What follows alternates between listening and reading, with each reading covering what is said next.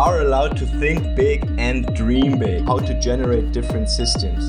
Systems that provide stability and are nested within the harmony of nature. I'm excited to explore with you the intriguing bandwidth of information our researchers and friends have surfaced. Let's dive into our next topic to find out how we can actively shape a future worth pursuing and living for.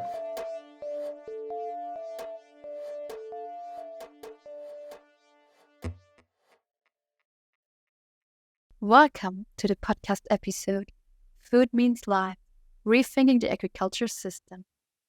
My name is Franzi, and with me in this episode are the guest speakers Sanna Joenperä and Martin Frick. Do you remember what kind of food you ate today? Do you know where this food came from? Who produced it? And in what kind of conditions? Today, we as a society are as separated from the origin of our food as one can be. We can walk through life completely unaware how vegetables and fruits are growing. Everything we could possibly imagine is available in the supermarket, very easily accessible for us. But our current food and agriculture systems are failing. They are key drivers of biodiversity and habitat loss through land conversion, soil degradation, water abstraction, and chemical and nutrient pollution. And furthermore, our food systems are responsible for approximately 26% of global greenhouse gas emissions. Now listen to Martin Frick, the director of the UN World Food Programme Global Office in Germany, to learn about his perspective of the major current problems in our food and agriculture systems and the underlying causes of them. Our food systems face massive problems today. The strongest indicator is, of course, the number of hungry people on this planet. It is above 800 million people who are chronically hungry, and it's noteworthy and ironic that the majority of these people, the large majority, are actually farmers, smallholder farmers. If you look at the number of acutely hungry people who are in need of assistance, that number exploded from 135 million in 2019 to 350 million people today. The reasons are wars, man-made conflicts, which are still the biggest driver of hunger on this planet. But COVID also left a toll. It's not only that COVID interrupted supply chains and had people without an income for months, it also drove some developing countries deep into debts. And that results in an affordability crisis. Now, on top of everything, of course, there's climate change. And every single year we see stronger impacts of climate change on food production, crop failures. And it's not only the big events, droughts, heat waves, and so on, the ones that make headlines, but it's also shifts in rainfall patterns, it's shifts in temperature patterns that increasingly impact global food production. I believe that in this we have yet to understand the central role that agriculture plays in managing our life support system, which is this planet. We are living in the age of the Anthropocene, which means that man has become the biggest influencer of reality on this planet, and we need to step up in order to manage that planet in a responsible fashion. So, in your opinion, how could this responsible way look like? I believe the major changes we need to say in order for our food systems to permanently deliver is really to factor in everything that is considered externalities into the prices of food. We tend to ignore the health impacts of food. With more than 1 billion obese people, this is simply something we cannot ignore anymore. And we also do not price in the environmental damage that is caused by large parts of our food systems. If we get this right, if we are honoring farmers, particularly smallholder farmers, for restorative practices, for really getting it right and building up nature capital instead of depleting it, we would be on the right path. And one major vehicle for that could be, of course, carbon pricing and honoring farmers for increasing particularly the soil organic matter content of their soils in order to get a solution to the climate crisis, but B, also to restore depleted soils worldwide, as the loss of agricultural usable land, of arable land, and the depletion of soils is one of the most overlooked problems. So in other words, if we are understanding smallholder farmers not only as food producers, but really as stewards of our planets, of engineers of our life support systems, I think we can turn our food systems around. On my search to find these, as Martin so nicely said, stewards of our planet and solutions for our failing agriculture system, I ended up visiting the organic farm called Wilde Gärtnerei in Brandenburg, Germany, quite close to Berlin. Walking into the farmhouse, I immediately felt at home. The kind of positive vibrations I got from the place were quite irresistible to me. So I'm very happy to have Sanna here. She has been living with her family at the Wilde Gärtnerei for over 14 years. Sanna, how do you farm at the Wilde Gärtnerei? We are cultivating very many different plants in a very small area.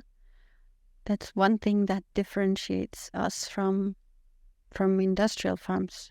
There's nothing industrial on our farm because we're doing so small amounts of one crop that actually would not be efficient at all if you think about it in an economical sense. What we are trying to do is, one thing is to be self-sufficient, meaning providing ourselves with a big variety of plant-based foods, and to offer other people regional, seasonal food throughout the year.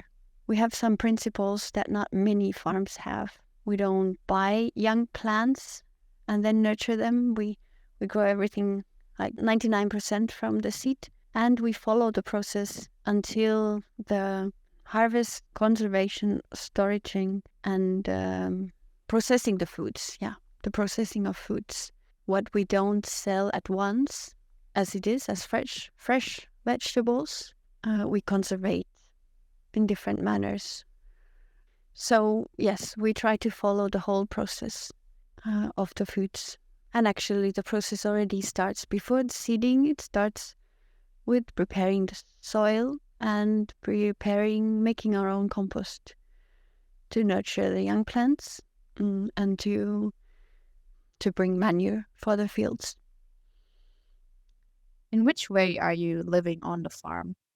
On our farm, we organize our life as a sort of community.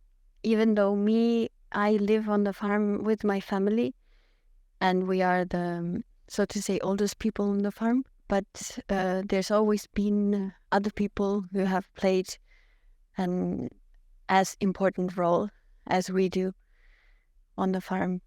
We've always had more than just our family living on the farm. So mostly we are around 7-8 people or adults living on the farm, but it varies from 3-4 people to sometimes 15, 16, 17, 18, 20 people. We have open doors for everyone who is willing to try out this way of living. But it's mostly people who are looking for an experience, to test their limits, to come out of their comfort zone, to leave the city for a while, or to try out if they're able to leave the city for good. Many people come to us who are in a moment in life where they want to change something radically. They've either quit their job or they're finished with their studies. They don't know yet what they want to do. That's many times the people that land on our farm, and they can really use that time living in a somewhat simple circumstances and concentrating on the essential part of life, and then rethinking their values and what they want to do in life. So I know that an essential part of this farm is yoga. Could you tell us a little bit about that? Yoga is something that has come to our lives some years ago. It was not part of the project in the beginning, but right now we are in a state that yoga has a very strong part in the daily life of the farm.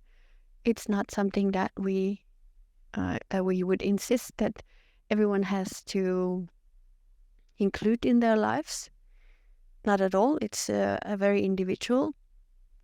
But since 2 years also there's a possibility that people who stay on the farm, they can also learn a yoga practice for themselves and practice daily.